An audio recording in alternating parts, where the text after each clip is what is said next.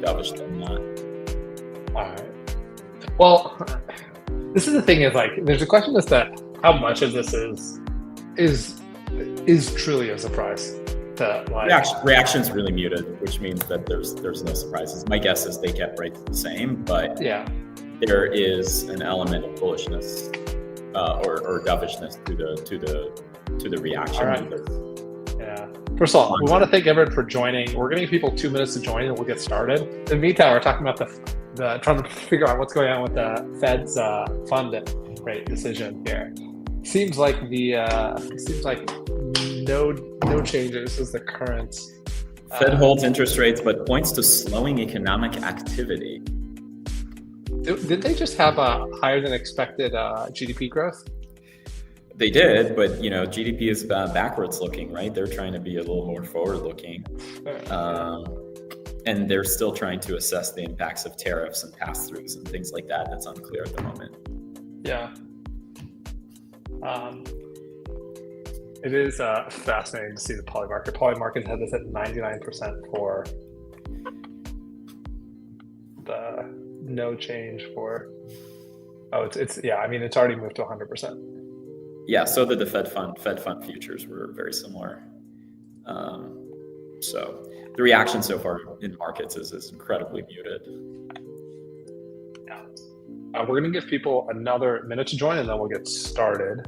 And I guess the one potential macro thing is a little less volatile today. Indeed.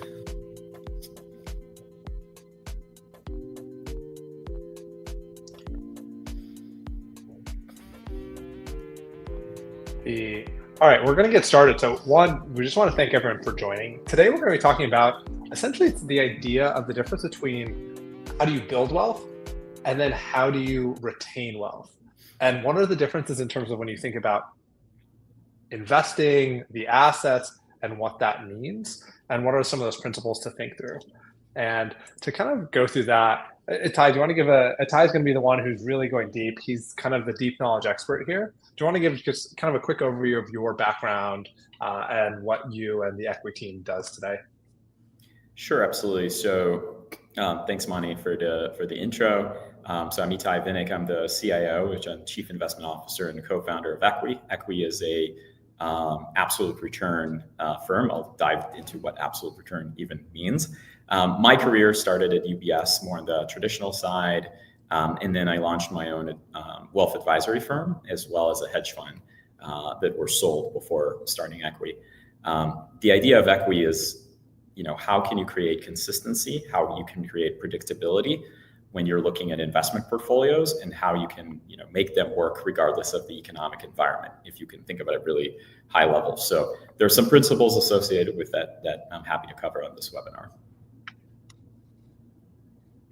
Yeah, and one of the things that we're fortunate to work with you. One of the things that you and the Equi team really excels at is really thinking at this from like a very technical point of view, right? And really, it's almost all of these things are just inputs to a model. And how do we solve for all these? Today as we're getting started, we're thinking about interest rates, but there's this whole host of factors that drive. You mentioned you're solving for total return, and how do you adjust and manage the return and risk against all these different inputs that could affect that? Absolutely. Yeah, and then just quick overview. So most of you may know about me and Valor, but just a quick overview of Mani from Valor. I founded Valor with the broad idea is how do we make tax mitigation accessible? So how do you take what do large family offices like the Waltons and other billionaires, what do they do for their clients to reduce their taxes, whether it's ordinary income, capital gains, and estate taxes? And we put together a lot of content and knowledge to help people understand what are those opportunities, how do they compare on a qualitative and quantitative basis? And then we use tools, content, and we chat with people one-on-one to help them understand, and then use technology to make up setting up and administering those structures seamless and also optimized. So today we're going to be kind of going through a lot of topics, and really it's really picking Itai's brain on one, what does diversification mean? And what does that mean in a broader context of historically people think about this in I think a simplistic sense is stocks and bonds. People often hear the 60-40 ratio or boggleheads of different types of ETFs, but what does real diversification mean beyond that? What's the real value? So what does that mean when we think about portfolio theory? Why should you care about it?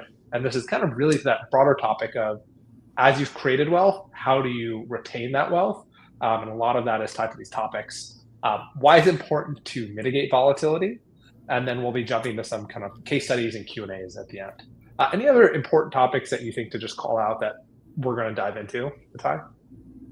No, I mean, I think we can take some offshoots from what you said. And honestly, I really like the way you introduced yourself. So I'm going to steal a little bit of that intro and say that whatever those family offices do for their investment portfolio, that's a big part of our thesis as well. Yeah. So, you're helping with the tax mitigation and a lot of these smart estate strategies, but we're using a lot of those type of sophisticated wealth strategies. So I like that. Yeah, exactly. And I think that the broader piece is like building wealth is, I think something we both think about is it's much more of a science, right? And there's an investment side, and like those components are a lot of things we're talking about today. There's a tax side, and really it's how do you approach this from a scientific thing to really get optimize and get the most value and optimize for there are trade-offs and based on what people are solving for to understand those. So kind of mentioned this, and this is kind of a quick overview on the Equi side of, in terms of you guys have raised capital, you guys are venture backed, have a significant amount of AUM and are growing. I know you've kind of been able to onboard some additional big clients, so this number is growing, and then you kind of offer multi-strategy, as well as some other, any specific kind of strategies or other things to call out here? Yeah, so our entire focus as a firm is what we call the absolute return asset class. So that means that we're providing non-correlated investment strategies. So if you think about the stock market being beta is relatively accessible for free effectively nowadays. So, when you have zero correlation, zero beta to stocks and bonds, those are the type of products we're providing for diversification purposes. But we also help with the overall plan of, how you can create, to your point, investing is, I wouldn't call it a pure science, but it's more of an alchemy, right? It's a combination of the art and science. So how you create that type of perfect asset allocation to increase your probability of reducing drawdown, reducing volatility, and increasing consistency. So that's what we do for our clients. And again, we use a lot of technology to do so. We've raised over 25 million in venture, and we've built a lot of systems in order to do what we're trying to do. And then one other piece to call out is, please let us know as you have questions. Please add them to the chat. We'll either address them close to real time or save them towards the end when it makes sense. But we want to hear from you and understand what's most relevant about this. So jumping into this, let's start with, what's the difference between what you do to create wealth versus what you do to preserve wealth? Right. So this is the most basic version of the portfolio theory, right? So there's this idea that the more risk you take, the more reward you're going to reap, which is generally correct with some exceptions we'll talk about in a second. No. But there is a significant difference in the amount of risk that you take typically when you start from zero or with a small amount of wealth, and where you get to when you become much more wealthy, right? So you start by starting your own company and you have your own stock and you're putting all your sweat equity into it and you're trying to make it big. That's kind of the ultimate risk, right? Because every single thing is tied to that single factor. It either works or it doesn't. It's kind of binary. It goes to zero or it becomes successful, right? So you get to that point that you're, quote, zero to hero, and then you have that entrepreneurial success, which is a great thing to have. But what you do post that event, you diversify. And you diversify in order to preserve the wealth and sustain it and grow it over time. Some people don't realize the power of compounding over the long run. So Einstein said that compound interest is the most powerful force in the universe. And what he meant by that is, if you start at year zero and you only make 7% a year in a consistent manner, I know 7% is a boring number, but over 30 years, you go from 50 million to 400 million. If you have 9%, you're at 700 million. If you're starting at 100 million, you'll be a billionaire with 7% in a 30-year time horizon.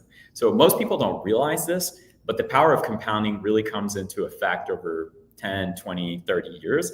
And in order to trigger that compounding effect, it has to be consistent. That is a key rule that we'll touch into why that is. But consistency is 100% key. Yeah. And this is like kind of the anecdotes, right? Is this interesting thing of people talk about diversification. And right, like it is important to the latter part of, once you have wealth, how do you preserve wealth? And this is, what you're hinting at. But there's there's no one, all of the names we know, whether it's the founder of Nike, Warren Buffett, Jeff Bezos, all of them created extraordinarily extreme wealth with a concentrated bet on Amazon, Nike, that sweat equity, right? Like you don't create outsized gains with outsized risk. And so part of this is, what are you solving for, is to create that wealth or to preserve it. And you have a different strategy for both sides of that. Very different strategies.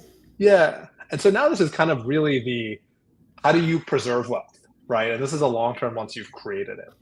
And so this is the whole thing is diversification is very valuable. This is diversification. And it's what is modern portfolio theory? Right. So diversification is the only free lunch that exists in finance. And I'll explain why that is the case. So this is the classic efficient frontier chart. You've probably seen it in any proposal from Morgan Stanley to free classes on YouTube. And the idea is quite simple. It goes back to that original chart, which tells you that, hey, the more risk you take on an asset, the greater the return that you're going to get. So if you plot Bitcoin on that chart, like you see crypto, there's a lot of risk, there's a lot of return. Equities are in the middle, bonds are the least. But the reality is if you have assets that are completely uncorrelated to each other, you can get the same rate of return, but you can dramatically reduce the risk. So the classic example is you have two assets that are perfectly uncorrelated to one another.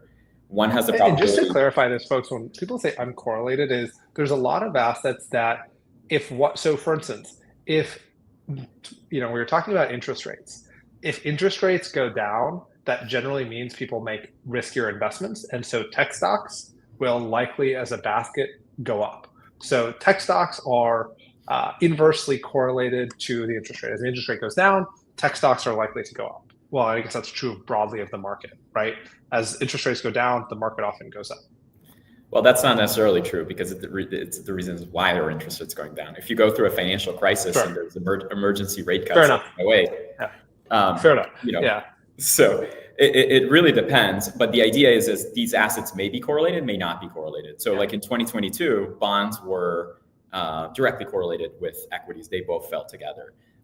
In 2021, they were inversely correlated. So these things ebb and flow with time, which is why it's important to have multiple non-correlated things in your portfolio. So, if you own Coke and you own Apple, that doesn't mean you're diversified.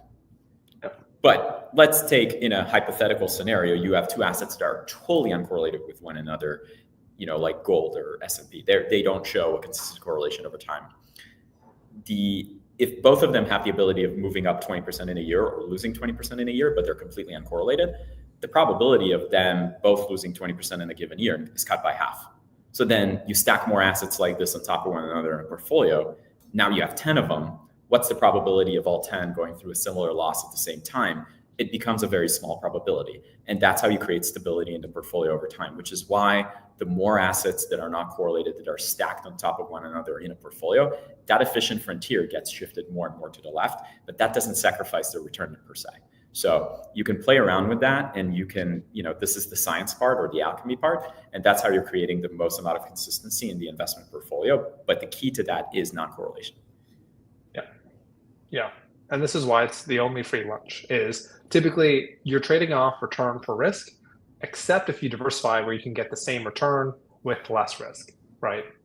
That is exactly right. Or the same risk, right? Depends. So you can decide what your risk tolerance is and you can structure it based on that decision. Yeah, exactly. And that's probably the better way to frame it is typically when you're working with folks, you're figuring out what is their risk and their time horizon.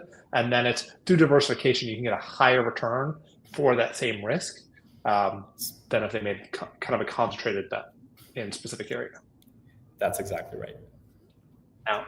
Now let's understand. So there's, let's say diversification, it's the only free lunch. Diversification allows you to reduce risk or to get a higher return on the same risk. Now, why is it so important to minimize volatility and really cut down years versus just having a concentrated bet? So, another way is like, why don't we go 100% stock or 100% Apple versus getting this diversified portfolio? Yeah, that's the key question. And it goes back to that power of consistency and that initial chart we showed, 7% over 30 years, and you have that huge compounding growth. That's because you're not losing any money in any given year, and that 7% is consistent. So volatility mitigation and consistency is key for that because of the way math works. Very simple. It's what we call the geometric loss curve. And what that means is that the more money you lose, the more money you need, the more percentage-wise you need in order to get back to where you were. So I'll give you a real-world example. Let's say you bought the market and it's October of 2007, and you're adhering to the advice that you should always buy the market regardless. You can't time it. It's great. You buy only stocks October 2007. In the next year and a half, the market's down 55%. Let's say it's 50% to make things simple. That means your $1 million is now $500,000. So I'm not even talking about the emotional pain that's associated with it. That is a very real thing. So there is an emotional reason why you want to mitigate volatility, because people have a strong emotional relationship with money, so they don't want to go through that. But let's say you're completely ignoring it and you're talking scientific term only. You now need to make 100% on your money in order to get back to where you were initially. And that just takes time, because even if you accept that over the last 30 years, the S&P has done something close to 10%, that's a lot of time in order to get back to where you were. So in that case, 2007, the market gets back to where it was in 2013. So when you're talking about that 30-year time horizon for the chart, you just killed a lot of years for that compounding you could have had. So that's why you want to mitigate volatility in a big way. In an extreme example, let's talk about the dot-com bust of 2000, 2003. The NASDAQ dropped 87%. So if you were all into QQQ at that time, you were basically, you didn't make a new high for quite some time. You needed extreme compounding for that. Yeah, I think it really, this is the chart on the left is, I think, what's kind of important here, right? Is, a lot of these times when we talk about the market and they're talking about historical returns over a 20-year, 50-year time period, it's assuming it's linear. And, we've talked a lot, and, this is, I forgot what the numbers you mentioned is, the market's actually kind of sideways for most of its time. It's down for X% of the time, and it's up a certain percent of the time. If the market goes down 25%, you need to get 33% returns to get back to even. And so really I'm just going to go back here. To get this curve on the right, the market isn't smooth. This is obviously showing it's flat, but it's actually up and down. And if you have those really bad down years, particularly early on, you need sizable up years to be able to really catch up. And so there is like a big timing thing that can really impact your returns. And so that's where this is coming in. Another way to frame this is, how do you avoid down years without cutting your returns? Exactly. And we go back to diversification for that answer. But to me, that's the ultimate kind of like trap that the wealth managers a lot of times show you when they show you these long-term linear charts. And you're like, well, the stock market does 10% a year. I mean, that's great. But then you're extrapolating these linear returns. The market just doesn't work that way. So it goes back to that holy grail chart here to the right, which shows you how many non-correlated assets you have in the portfolio. So you can see that as you get more and more uncorrelated assets in the portfolio volatility just completely goes down. And what you want to do is you want to maximize the return, and you want to minimize the volatility as much as humanly possible. And that's the goal of what we're trying to do. Now, so if you accept the premise of diversification is valuable, and really you can get a high return at the same risk level. Now, what does that mean of people? I think the traditional level of diversification is there's something called the 60-40 portfolio, which is 60% stocks or the public stock market, 40% bonds, which may be a mix of treasuries, corporate, municipal. That's kind of, that's traditional. How do you think about what are different asset classes, and how do you think about what is true diversification? Yeah, so we've done a lot of work on that just to see what's in a portfolio of an institution, an endowment, a family office. You mentioned at the beginning, what are these big family offices do? Well, these big family offices tend to have about 50, as much as 70% into alternative assets. And these alternative assets may include real estate. They may include private equity. They may include venture allocation. They may include a lot of hedge funds. They may include commodity strategies, and other things that create this type of diversification element. And one of the main issues historically is that retail investors, or kind of smaller accredited investors, had a very difficult time accessing and building these type of portfolios, because they tend to be very complex, and they tend to require a lot of money in order to build. So, take a hedge fund, for example, like one of the top performing hedge funds. like Millennium that has consistently done 10, 12% a year for decades. And their minimum is $25 million, right? So historically, there's been significant barriers in order to build that type of diversification and portfolio. And that's one of the problems Equi was founded in order to solve. I think you're muted, Mani. You bring up kind of a very interesting thing. When everyone on this webinar has probably heard of hedge funds. An interesting thing of, one of the things I always assumed, and this is, hedge funds, obviously people want total returns, but actually what the number one thing they're really solving for is being non-correlated to the market for really what you're talking about, right? And it's this essentially portfolio construction is what Millennium is known for. It's not known for getting, Renaissance returns. What they're known for is every single year you're going to get a consistent return because of portfolio construction effectively, right? That's right.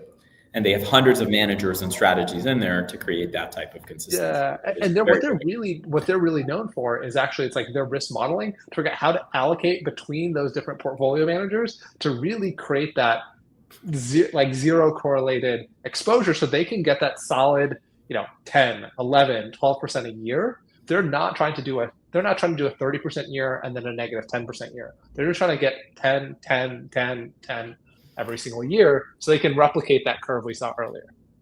And if you have $100 million, that's the dream, right? Like you don't need to take that volatility. It's just a matter of time until you compound into the billions. Yeah. Now there's a question here from Richard.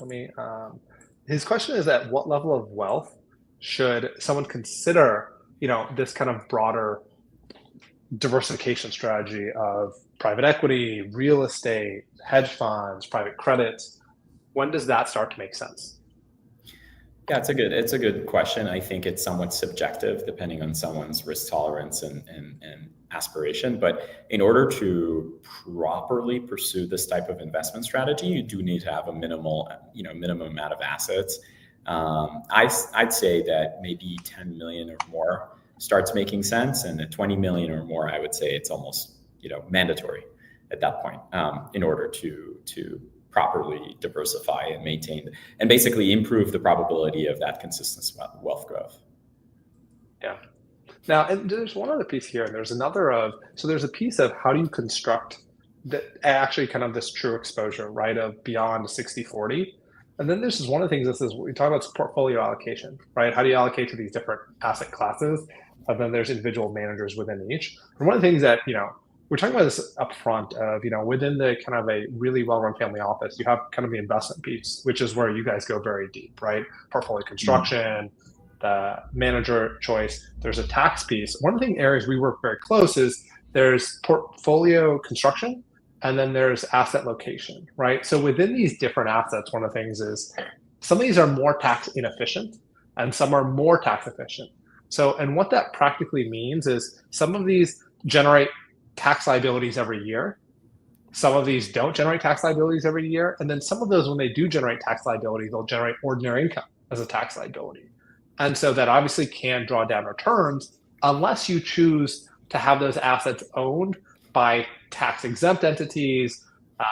This is where kind of Valor comes in of we'll set up Charles Maynard Trust or other tax exempt structures. And so when you're taking a step back of, when you're talking about the level of wealth that Itai was talking about, you want to have this truly diversified portfolio where you can, we're looking for that solid 10, 11, 12% every year without the big drawdowns. But then it's also, how do you within that portfolio take those the inefficient asset classes and put them in more tax efficient structures, and then keep the more tax efficient structures, whether it's in your name or more liquid for your use, right? And how do you pull that all together to really maximize liquidity, exposure, and returns?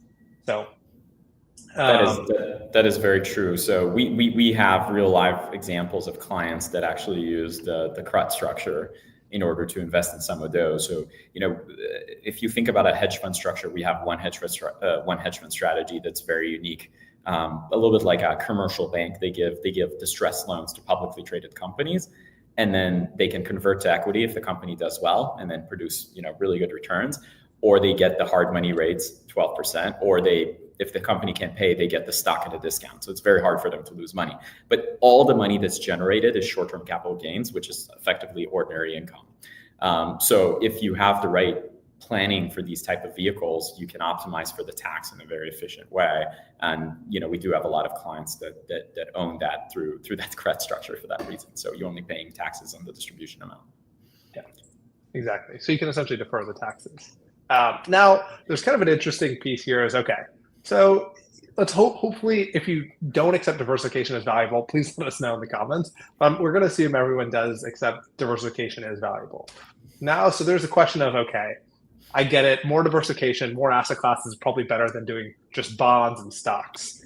But like, maybe I don't have to do that now. Now, not to be all like, not to be just very doom-oriented, but Yeah. You've explained this to me a lot. You think this is probably, when we look at the stock market, we are at probably a relative high point or a high risk point. Is that a better way to frame it? Without getting into doom and gloom and fear mongering, which I love to do. Everybody likes to do that, but we take a value approach to equities as well. So when we think about the holistic portfolio construction, we do feel equities have a place there, right? Because it's a good return driver. It's been consistent for a very long period of time. You definitely want to have equities in the portfolio. How much equities do you want is a key question, right? So there's also a methodology to that. And as much as it's fun to chase the hot sector of today and you want to do all that and you're buying Mag 7, things like that, one of the strongest relationships in finance that goes back 100 plus years. So this is the CAPE ratio, which is a methodology to look at forward back, kind of like smoothing out earnings over the last 12 months. So this is kind of a methodology. You can research what the CAPE ratio means. You're going back to 1900 and you're looking at the valuation of the stock market, where your long-term mean is somewhere around 15 to 20. And just like a regular business, your returns are very much dependent on the valuation that you pay. When you buy a business for cheap, you're going to make a lot of money because you're going to have a lot of cash flows and it's going to be consistent. When you're buying something really expensive, you kind of you need to wait a certain amount of time for it to play out. The stock market's no different over the long run. So over the short run, completely meaningless. This chart is totally meaningless over the short run. However, over a 10-year time horizon, there's a 0.8 correlation, which is very, very strong, one of the strongest relationships in finance, between the average rate of return per year that you're going to get for the next decade and the valuation that you paid. So right now, we're in the most expensive market since the dot-com era, roughly at around 39. And the dot-com era peaked at around 44, 43, something like that. So at 39, we've spent only 2% of the time in all of the last 125 years in this valuation range, where only 1% of the time we went over 40.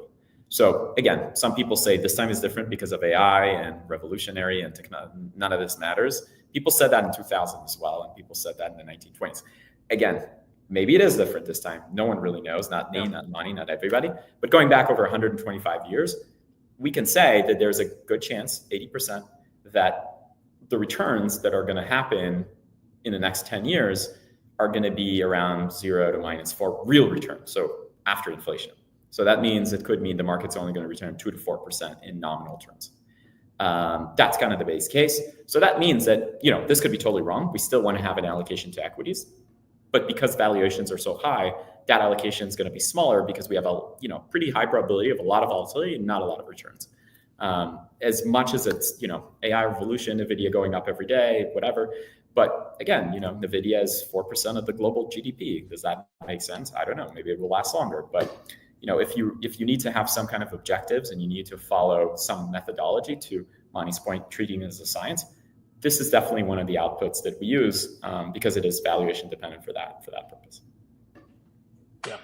And this was, I remember we were talking, this is one of the things that was more striking to me. Is to, it is when you realize you're in a area of the market that you've only been in 2% of the time, and you look back at what were those times and, where were those times a year later, it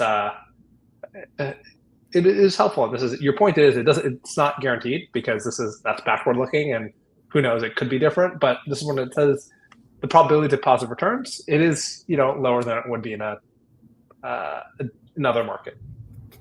Right. And the flip side is if you get an historic buying opportunity like 2009, post the global financial crisis, the valuation was below 15, and you can see that your projected historical returns is 8 to 12% for the next 10 years, and that is what happened. So, if you do go through one of these periods, you want to be able to max your ability to buy equities. So you don't necessarily want to, own too much right now, but if you get a valuation discount, you want to be able to have the cash to be able to pull the trigger on a much bigger equity allocation. Yeah, exactly. And then this is also, I think this actually ties to kind of one of the earlier slides where it's like, we're talking about why it's important that you want to minimize volatility in your portfolio, because if you're down, 50% in your portfolio, you need to then double your returns to get back to normal. And so what this is really calling about is how long does it take after these kind of peak periods from a valuation point of view? How long does it take to, after the drop, get back? And this is where the term the lost decades kind of from an investment point of view come from. So I guess what's the takeaway here? The takeaway is interesting because when you go to any wealth advisor, they show you a chart that looks very different, kind of looks like a straight line up, but that's because they use a normal linear chart. When you're using a logarithmic chart, that actually measures in percentage terms. So you can see 80 to 160 is measured the same as 1,000 to 2,000. Yeah. So it gives you the real view of what it's actually like to invest in the market instead of just something that looks linear because you don't really have 120 years to invest.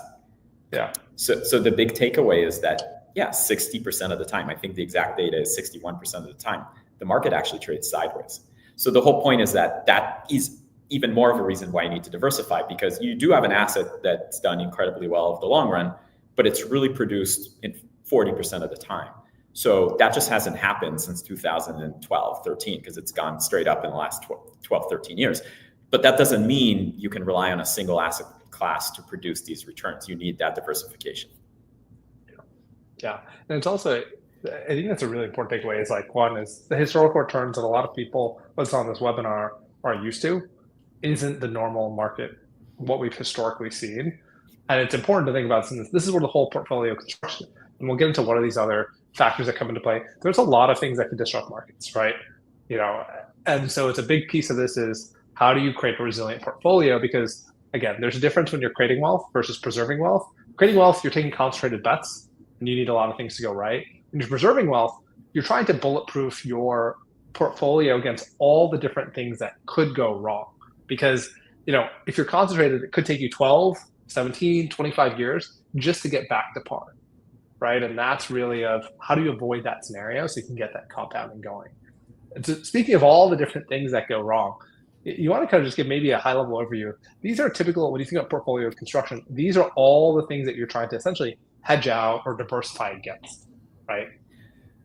The idea is, when you go back to factoring, you can look into how does a specific strategy or asset class respond to a set of economic factors. So if rates go up, what is positively or negatively affected by it? If recession risk increases, what is positively and negatively affected by it? Monetary policy, et cetera, liquidity, all these things. So the idea is that you take a bunch of strategies that respond differently to a different set of economic factors, and then they would be expected to get their drawdowns at different times. So it's a little bit of financial engineering in order to produce that type of portfolio.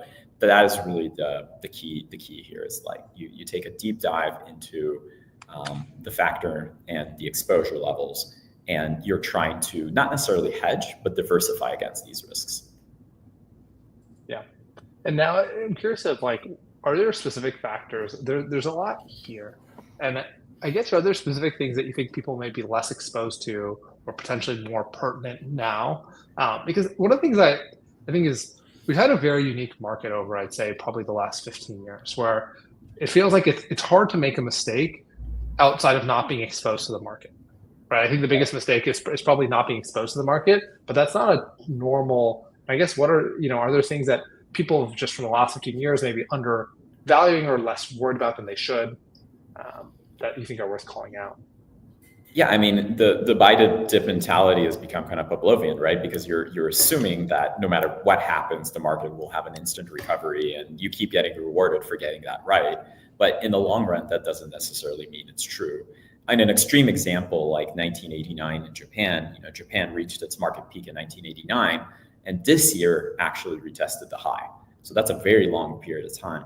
The U.S. has had an exceptional stretch because U.S. indices have been able to produce all-time highs much more so than the world. World indices can get lost decades like way more common, 20, 30 years. So there's obviously all these risks that what if the US loses its edge? What if China beats them to AI? Like all these type of things. So the idea that no matter what, the market is going to go up all the time, every single year, is not necessarily a real concept. So again, the way we think about it is we think about stocks as a single return driver out of many, many, many in our toolkit. Gold actually outperformed the S&P 500 over the last 20 or 25 years, which is a crazy stat, right? But it actually did better, even though it has no earnings and no shareholders.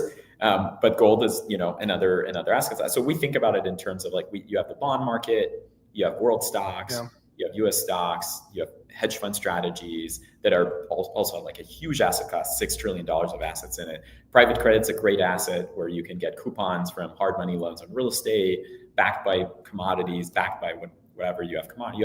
You have so many asset classes that are available to us for portfolio construction. We're not going to rely on one. Yeah, and I'm curious, I thought it might also just be helpful for some folks. Maybe we can just dive into what are some of these, what are the less common asset classes and the characteristics that make them unique and important part of your, I guess we could probably, international stocks and bonds, right? That's probably one we can skip past. I guess real estate, people are aware of real estate. I guess what's the reason why it's an important part of your portfolio construction in a way that people may not think of or don't think it's important to have as part of their portfolio? Well, on the tax side, real estate is very tax efficient, starting there. Yeah. So what's not to like about depreciation and 1031 exchanges and things like that? So the net dollars that you're getting are, much better. Yeah, and by the way, I'll just to add on to there, what Itai's talking about is with real estate, particularly right now, by the way, bonus depreciation is back because of the big beautiful bill. And so what that means is you can accelerate the depreciation. You can take it accelerated. You can take 100% of that in the year that you purchase the assets. So what that means is you get a big write-off in that year, which can offset, if you're active in the space, ordinary income, other capital gains, and reduce your tax liability. That's one big piece. The other big piece you can do this with some assets, but unique about real estate is if you sell the asset and invest in a specific time period into a similar type of asset, you can just roll those proceeds over without paying capital gains taxes on the sale. So that's typically you need structuring tax-exempt trust to be able to do that. Real estate natively offers that, which is a very unique piece where you can keep the compounding going without paying the government, without additional tax structure. You kind of brought up commodities here of gold, right? Gold fits into that. Oil and gas fits into that. Other metals. What's I guess, unique about this category, and why is it an important part to have in your portfolio? I'm going to bring up a specific strategy right now that I feel like, that's probably going to be a pretty unique niche example that combines both the private credit markets as well as commodities. And that is a fund that we have direct exposure to and has done incredibly well for us over the last 4 or 5 years. But it's commodity-backed private credit. So imagine there's a mine somewhere in the world, let's say in Peru, that's a place that has a lot of minerals, and it digs for $1 billion worth of copper out of the ground in a year. So a lot of times when you're digging for something, you're finding things you never intended on finding. So let's say they find 500,000 worth of zinc, pretty small amount, right? What do they do with that? They have all their infrastructure for copper. They don't really care about 500 grand of zinc. So there's an open secret in the industry that if you come there and get it, they'll sell it to you at a big discount off the world price. So there's this shadow industry of middlemen that formed, and they'll go to all these mines and buy the excess amount of zinc or other minerals, whatever. They'll ship it to one centralized location and sell it at the world price for a real world arbitrage. And they usually buy them at 50 cents on the dollar. This fund we found out in New York, they're a bank for these people because it's cross borders, complicated business. They lend at 12 to 14% against hard commodities, collateralized by hard commodities at a massive discount that they never had a default, because if they were, they would be able to take this commodity at a 50% discount to the world price. So you're getting a lending product with a consistent rate of return backed by hard commodities. It's completely not correlated to the economic cycle. So when you're thinking about niche hedge fund, private credit, and commodity strategies, that's the type of stuff that you can get exposure to, and it's a unique strategy.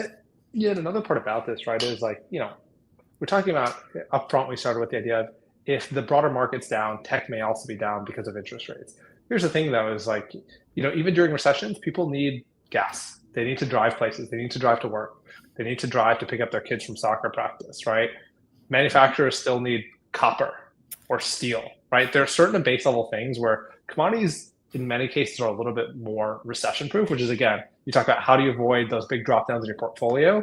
You have some assets that or maybe non-correlated or less correlated to the market and have that a little bit more stability brought in. One other piece is maybe just talk about private credit. I think that's the only other one that's like somewhat unique. I know you guys are big fans of, but it's also been an exploding asset class and maybe why it's become so popular, why it's an important part of the portfolio, kind of how it differs from, I guess, we think of traditional debt or bonds and the market. Sure. So a lot of it started because of a gap in the market because of regulatory reasons, started in Dodd-Frank and things like that. So banks would just have a more difficult time lending for certain things on a regulatory basis. So there was a gap in the market, and a lot of firms are effectively being just shadow banks, lending out for different things. So private credit could be anything from your Prosper or Lending Club, which is personal loans that tend to be very, pretty risky and high interest rate, all the way to hard money loans for real estate. So let's say you're a syndicator of an apartment building and you're trying to do a stabilization process and then get a permanent loan or, sell the property.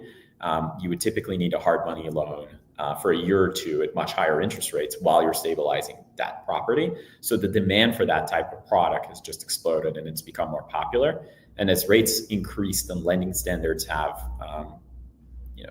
also tightened, the demand in the market has gone up. Now, we are worried about kind of a credit default cycle in the future in a recession that can happen. So selection of the funds is very, very important.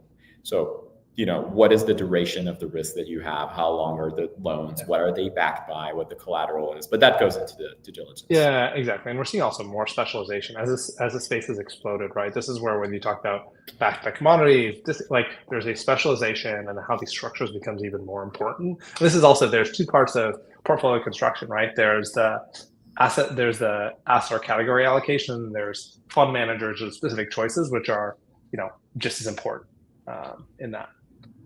That's right.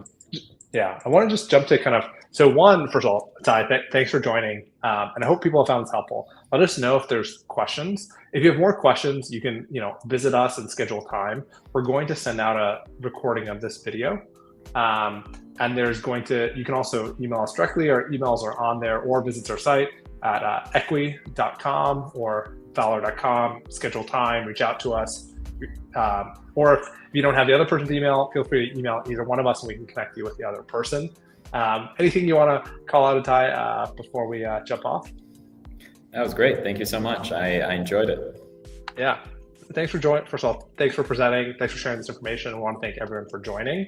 And hopefully we have our next webinar in 2 weeks on optimizing graphs beyond the basics. We've done a lot of work to make one of the wealthiest people's favorite tax structure to avoid estate taxes graphs even more powerful using technology and a lot of this optimization. So excited to share more about that. So thanks for joining, and we'll send out a copy of this, and please let us know if there's any questions you have.